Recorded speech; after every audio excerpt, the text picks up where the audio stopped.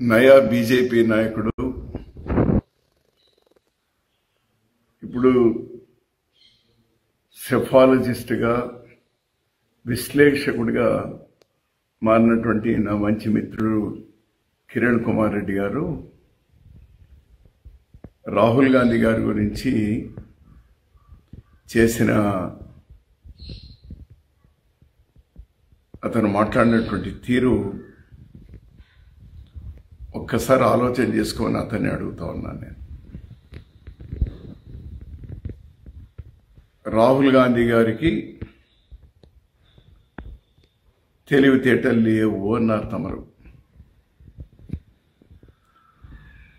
మీలాంటి తెలివితేటలు ఉన్నటువంటి వారినైనా అతను పక్కన పెట్టుకోవాలి అని అన్నారు తమరు, సెలవిచ్చినారు.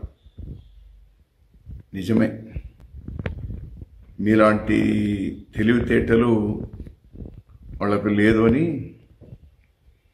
మేము కూడా ఒప్పుకుంటాం సార్. కిరణ్ కుమార్ రెడ్డి గారు, తమరు అత్యున్నతమైనటువంటి స్థాయికి తీసుకెళ్ళినటువంటి కాంగ్రెస్ పార్టీ, రాహుల్ గాంధీ గారు మీరు ముఖ్యమంత్రి అవడానికి one of the main instrument, మర్చిపోవద్దు. మీ తెలివితేటలు అలాంటి పార్టీను పక్కన వదిలేసి తమరు చెప్పుల పార్టీ పెట్టుకున్నారు. మహా తెలివి. తర్వాత బీజేపీలో చేరాలని చూసినారు. ఎందుకో నోట్ల రద్దు, జిఎస్టీ తర్వాత కాంగ్రెస్ పార్టీ బాగుంటుందేమని తమరు వచ్చిన, నేను కూడా తమరి జతలో వచ్చినాను సార్. రాహుల్ గాంధీ గారి సమక్షంలోనే మళ్ళీ మీరు కాంగ్రెస్ పార్టీలో చేరినారు, మళ్ళీ ఇప్పుడు బీజేపీలో చేరినారు. మీ ఇష్టం. ప్రజాస్వామ్యంలో ఎవరు ఎక్కడైనా ఉండొచ్చు. కానీ మీ తెలివితేటలు ఉన్నాయే, ఎందుకోసం మీ తెలివితేటలని?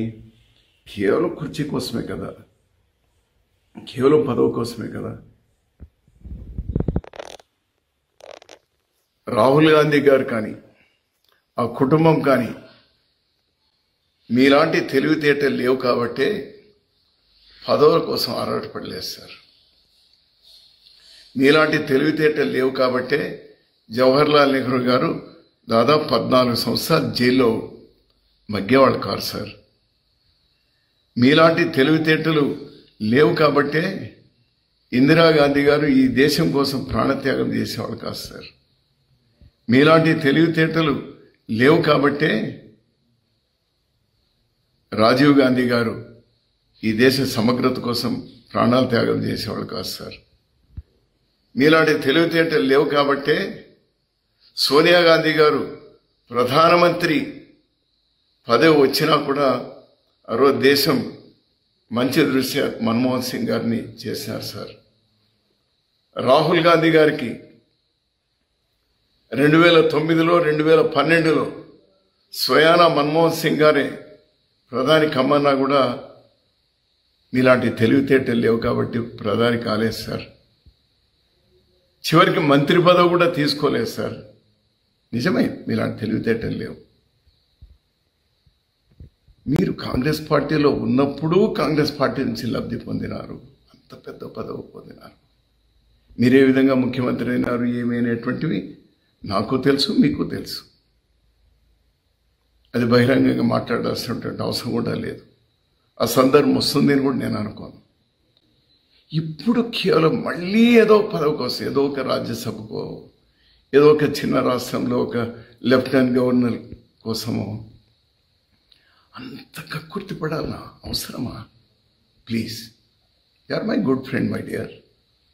రారా పోరా అనుకునేటువంటి వాళ్ళం మనమిద్దరం కూడా, ఏరా ఏరా అనుకునేటువంటి వాళ్ళం మనమిద్దరం కూడా. ఎందుకంటే ఒక స్థాయికి ఎదిగిన తర్వాత ఆ గౌరవాన్ని కూడా కాపాడుకోవాలి మై డియర్ ఫ్రెండ్. ఈ విధంగా మళ్ళీ రాహుల్ గాంధీనంటే బీజేపీలో తమరి ప్రాపకం పెరుగుతుంది, ఏదో వస్తుంది. ఏమన్నారండి? ఎందుకోసం? రాహుల్ గాంధీ గారు అన్నదేమి? మహారాష్ట్రలో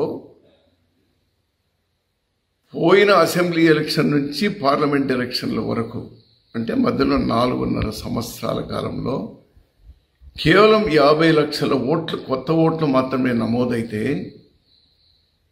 పార్లమెంట్ ఎలక్షన్ నుంచి మళ్ళీ అసెంబ్లీ ఎలక్షన్ 6 నెలల మాసంలో మళ్ళీ 45-50 లక్షల కొత్త ఓటర్లు ఎలా చేరుతారు? ఇలాంటి తెలివితేటలు ఎక్కువగా ఉన్నటువంటి వాళ్ళు బాగా చెప్పగలుగుతారు కదా. ఈ మధ్య ఇప్పుడే నేను ఈరోజే చూసింది. నేను మామూలుగా ఇవన్నీ ఎక్కువ చూడడం, కానీ ఎవరో స్నేహితుడు బాధతో పంపినాడు, నీ స్నేహితుడు చూడు ఏ విధంగా ప్రవర్తిస్తున్నాడు అని. అది చూసిన తర్వాత అరే ఆ లాజిక్ తమరు చూడలేదా సార్? 4.5 సంవత్సరాల్లో 50,000 ఓట్లు, దాదాపు 6 నెలల్లో 50,000 ఓట్లు. ఏమంటారు? ఈరోజు బీహార్లో 65 లక్షల ఓట్లు ఒక్కసారిగా తీసేయడం, అది ఏ విధంగా ఎవరైనా ఒప్పుకుంటారు? అరే వీవీప్యాడ్లు ఇది ఈవీఎంలతో సమానంగా అన్ని కూడా మీరు అవి కూడా లెక్కించండి అంటే ఏమి బాధ? ఈరోజు రాహుల్ గాంధీ గారు ఒక ఉదాహరణ తీసుకొని రీసెర్చ్ చేసి అవును తమరు చెప్పినట్టు మా పార్టీ వీకు, మీలాంటి బలమైన నాయకులు మాకు లేరు కదా సార్, ఇప్పుడు మేము బలహీనలే, రైట్, బలహీనలే, కరెక్ట్. అరే మాకు ఏజెంట్లు లేరు అని అయినంత మాత్రాన ఒక నియోజకవర్గంలో 1,250 ఓట్లు చేర్చుకోవడాన్ని సమర్థిస్తారా తమరు? ఇవన్నీ మేము ప్రశ్నిస్తుంది రాహుల్ గాంధీ గారు కానీ 25 పార్టీలు కానీ మేము కానీ ప్రశ్నిస్తుంది ఏమి? ఎవరిని ప్రశ్నిస్తున్నాం? ఎలక్షన్ కమిషన్ ప్రశ్నిస్తున్నాం. తమరికేం నొప్పి అంటే అని నేను let election commission react. Election కమిషన్కి లేని తమరికేం సార్ ఏమి? తమరు ఈ మాట మాట్లాడితే ప్రాపకం పెంచుకోవడాక? No, I never expected. It's not correct. Better అలాంటి మాటలు రాహుల్ గాంధీ గారి మీద. ఈ దేశం కోసం అతనే పదవి ఉంచుకున్నాడు, పార్టీ పదవి. మల్లికార్జున ఖర్గే గారు అయినారు ఈరోజు. Is a fighter.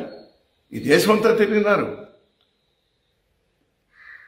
ఈ దేశంలో ప్రజాస్వామ్యాన్ని వాళ్ళ తాత, వాళ్ళ ముత్తాత, వాళ్ళ అవ్వ, వాళ్ళ నాన్న ఈ దేశాని కోసం, వాళ్ళ తల్లి దేశాని కోసం ప్రాణత్యాగాలు, ఆస్తుల త్యాగాలు, ఇంకేమి చేయాలని, ఇంకేం త్యాగాలు చేయాలి?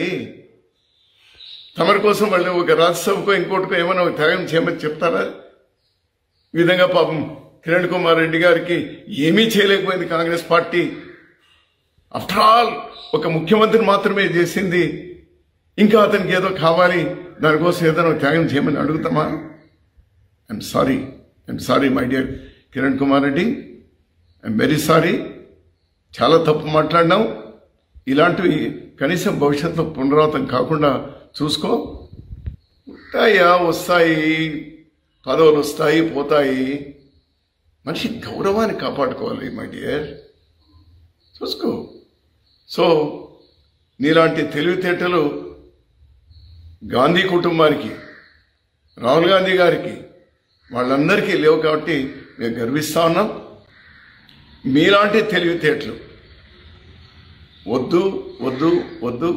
ప్రజాస్వామ్యంలో అది మేమెవ్వరూ ఒప్పుకునేటువంటిది కాదది.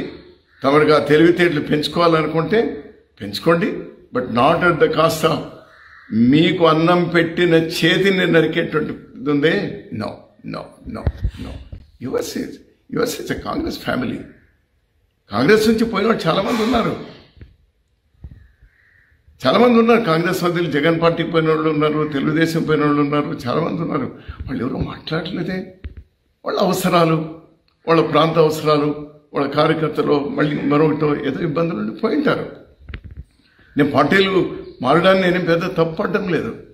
But in your case what are you doing? Why are you accusing Congress party? మీ కాంగ్రెస్ ప్రభుత్వం ఉన్నప్పుడు your also there at that time. My dear, your also there. Stop. ఇటువంటి మాటలు, ఇటువంటి ఆలోచనలు కలలో కూడా రానియద్దు ఇంకా. నీ ఆరోగ్యానికి నీకు మంచిది.